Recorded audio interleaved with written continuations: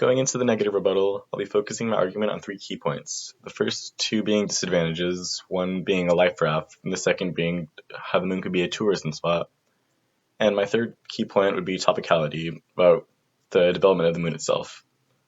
Going first into my disadvantage on the life raft, my question is, who's going to be the one to decide exactly who gets to use the moon as a life raft from Earth? Subpoint 1, uniqueness. There will be a conflict on who gets to decide exactly who will be able to use the moon as this escape hatch. Subpoint 2, the link. They and my opponent said that we have a moral obligation and that we need to secure a future for our children's children and those future generations on exactly on using the moon as that safety cushion to fall back onto should that conflict occur.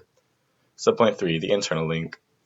With limited spots, there will definitely be a struggle, possibly a violent one, between different nations on who exactly will be able to be the ones to decide that, hey, I'm going to go, the Earth is fucked for, excuse my language, and I'm going to go escape now to the moon.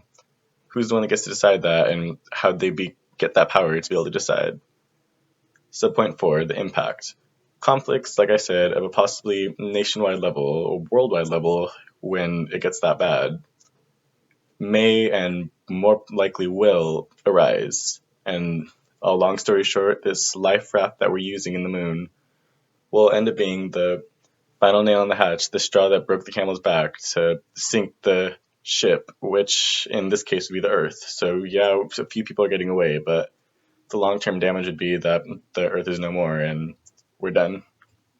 Going to my second disadvantage, on my opponent stating that the moon could be a popular tourist destination, my question is once again, who gets to decide that they're going to use the moon and this nation will be able to use the moon as a tourist destination and them and only them?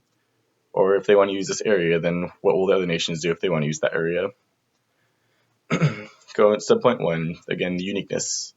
The moon does not belong to one single nation. The moon is a satellite in the air and it belongs to the world. There's no area that, oh, this area belongs to Russia or this area belongs to the United States. That portion over there belongs to China. It's not like that up there. Subpoint 2, the link. They said that tourism will offset the cost of extraction of future minerals and or water or whatever they want to do for the development of the moon. Which subpoint 3, the internal link. My question is, how will the other nations react to the U.S. being an example, because that was what my opponent had stated. But the U.S. claiming tourism rights on the moon and trying to monopolize the lunar tourism and using that as profit to further along their further development of the moon. Subpoint 4, the impacts.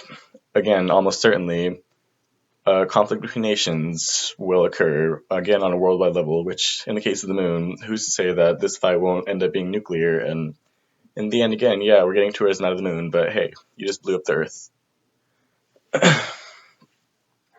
And going into my final key point of topicality, I'm going to focus on the phrase itself, development of the moon, and the key word being the moon.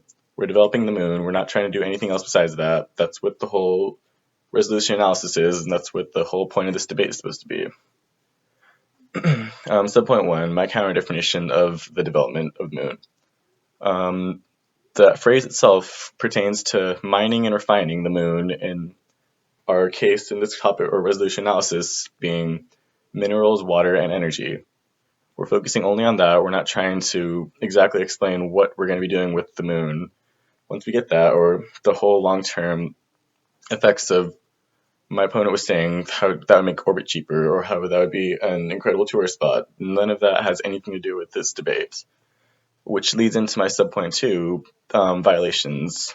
In the rebuttal, they continue to highlight how people, or a third way that this is leading us off track is in the rebuttal, my opponent continued to highlight how people would care more about if we were sending people up to the moon versus robots, or if we continue to try to get the next man on the moon instead of the next probe on the moon, and just continuing to use little analogies like that and continuing to shift the focus away from developing the moon in the three key areas that we're trying to explain in this debate and instead would continue to explain how this would be good for future generations and how our kids would love to be able to go explore on the moon in the future, which is all, like I said, off point. Again, the younger generations need to be considered in the vote for this. That has nothing to do with the resolution. We're not talking about how the younger generation will be wanting to explore the moon. We're trying to talk about how this generation is going to continue to develop the moon, which leads to sub-point 3, my standards. We, as the negative, have been the only ones to continue to stay on point and continue to stay on topic and continue to fight for our negative resolution analysis and not try to sidestep that in any way, shape, or form.